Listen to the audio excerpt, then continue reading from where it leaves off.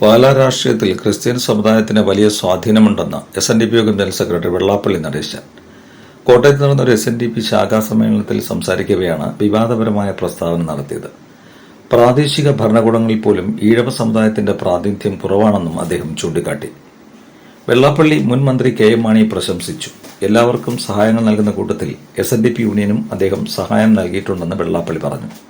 എന്നാൽ മാണിയുടെ മകൻ ജോസ് കെ മാണിയെക്കുറിച്ച് സൂത്രശാലിയായ വ്യക്തിയാണെന്ന് അദ്ദേഹം വിമർശിച്ചു. താൻ വർഗീയവാദിയല്ലെന്നും സ്വന്തം സമുദായത്തിന്റെ കാര്യങ്ങളാണ് താൻ സംസാരിക്കുന്നതെന്നും വെള്ളാപ്പള്ളി വ്യക്തമാക്കി. സമുദായത്തിന്റെ പ്രശ്നങ്ങൾ തുറന്നു പറയുന്നത് പലപ്പോഴും വർഗീയതയായി വ്യാഖ്യാനിക്കപ്പെടുന്നുവെന്നും അദ്ദേഹം പറഞ്ഞു. മുസ്ലിം ലീഗിനോട് പറയേണ്ട കാര്യങ്ങൾ അവരോട് തന്നെ പറയേണ്ട തന്റെ കടമയാണെന്നും അദ്ദേഹം കൂട്ടിച്ചേർത്തു.